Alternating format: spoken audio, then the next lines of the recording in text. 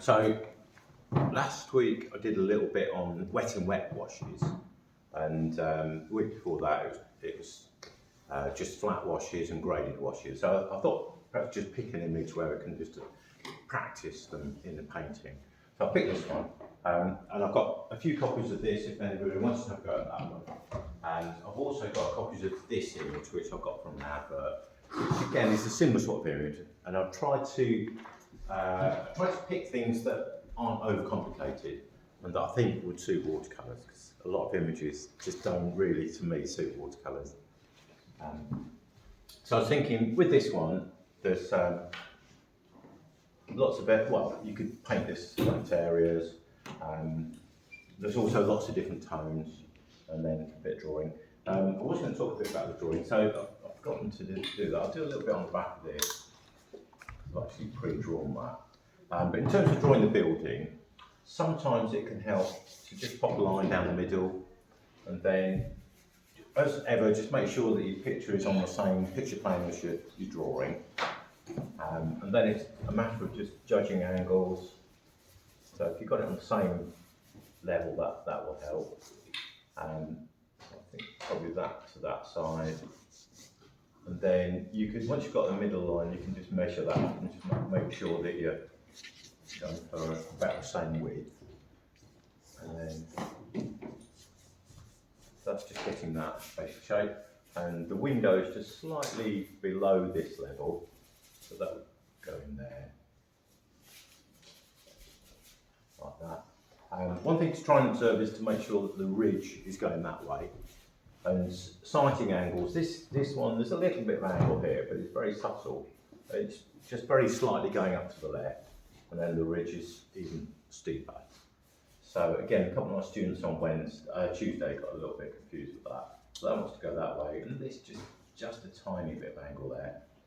And then it's looking at how wide the roof is, and then down to there. And then from there, it's draw out the other bits. It's fairly straightforward from there, just kind of work your way down. That's the drawing side of it. Onto the painting. This is one I basically drew all earlier, and then I printed it off multiple times through my computer just to save me redrawing it. Although I have just drawn it, I didn't need to do that really. The thing to look at here is what are the lightest and darkest bits. And some bits are quite obvious to me. What would you say is the lightest bit? The sun. Yeah, I think this is straw, but it's it's more grasses, but yeah, that is definitely the lightest bit. Sometimes it's tempting to think the sky is going to be the lightest. I thought that this bit was lighter than that, but in actual fact, when we looked at it through a black and white photo, that's quite a good way of just analysing the tonal values, and John's doing that with his pictures here. Sometimes if you just take a photo with your camera or your phone, reduce it to black and white, and then you can then see the relative tones. This is just a fraction darker than the sky, which I was surprised at. I think perhaps because it's a slightly warmer colour, to me it looked lighter. So that would be the relative tones. Probably that the lightest, then that, and then, I don't know, perhaps that and gradually get the darker.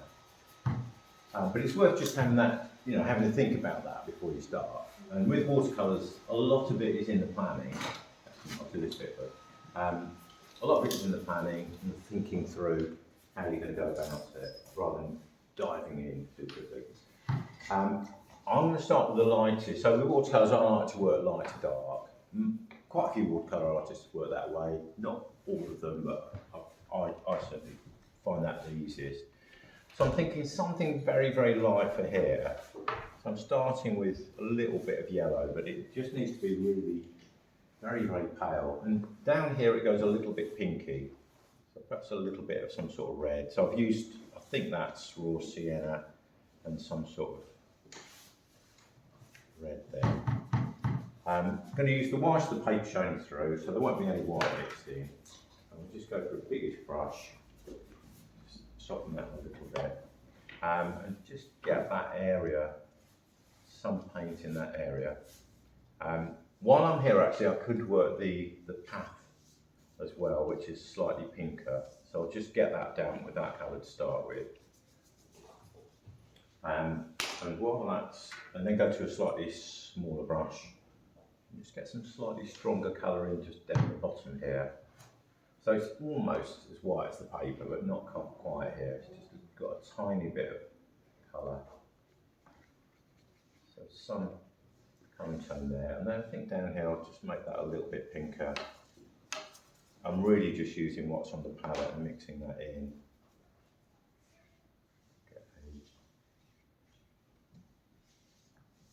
So just sort of spread that out. So hopefully that's about right for the colour. And if I want to just lift a bit of that out, you should be able to take a bit out with a dry brush. And once that's in, I'll then pop some sky in. Ideally, let that dry. I'm going to turn this upside down, otherwise the paint will just run straight into the bit I've just painted.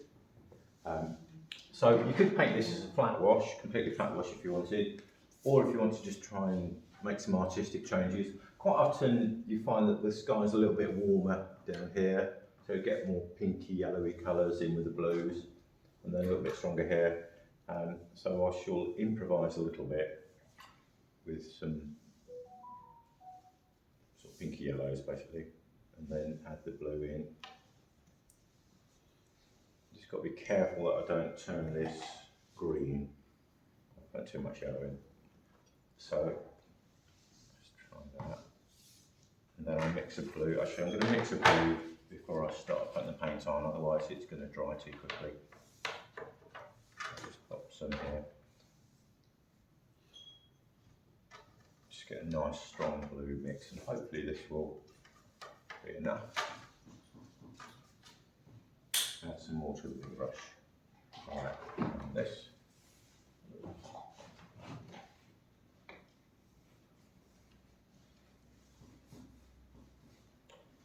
A little bit dirty actually. And a bit in there. And with skies and these big areas, it's important to try and get the paint on quite quickly before it starts to dry. And work some of the blues into that. So this particular brush is a bit more controllable than the big brush. I can work that into there. And this edge is nice and wet. Swap brushes and go for a bigger brush.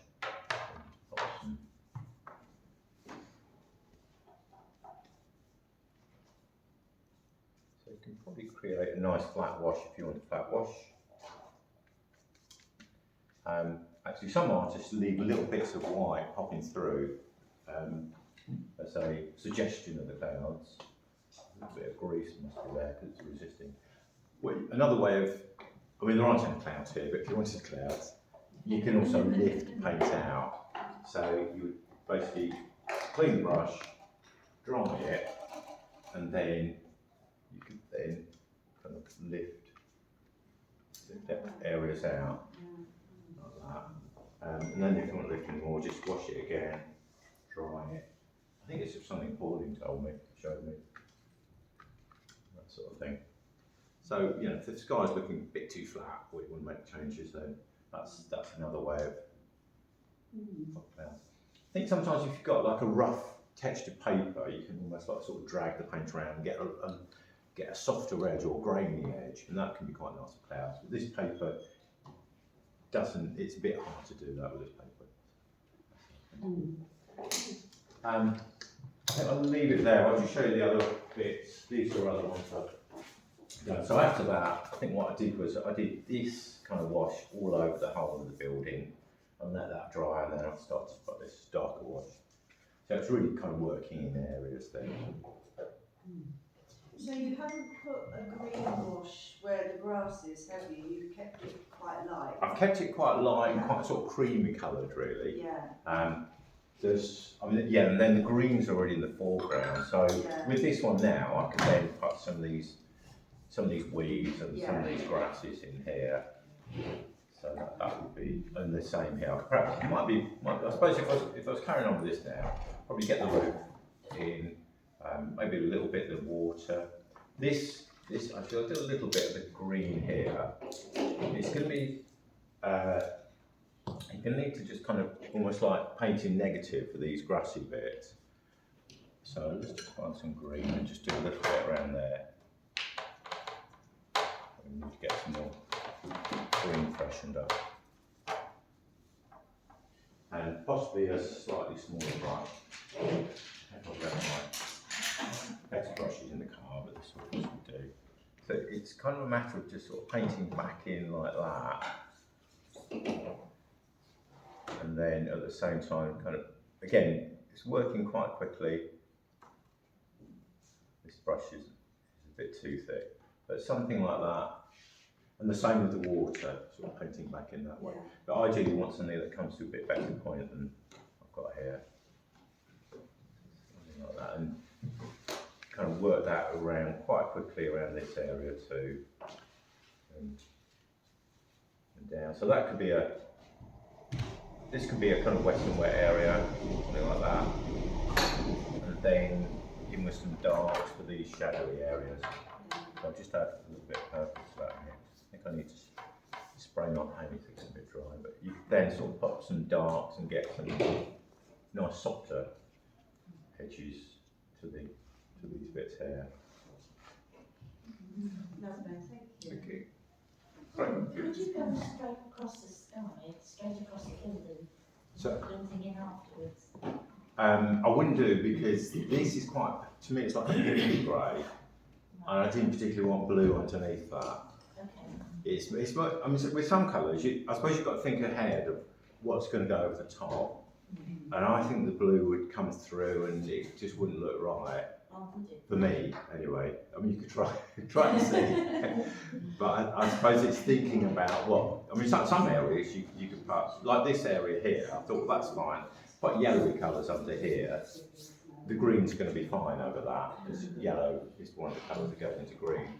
But to me, this is quite a pinky grey. If it's got blue in, it will cool it down too much. So that's why I chose to leave that as a building. But it's not too complicated a structure to paint round. If you've got a really complicated skyline, that would be quite difficult. So I've deliberately picked these images because they're not overcomplicated. Okay. Right.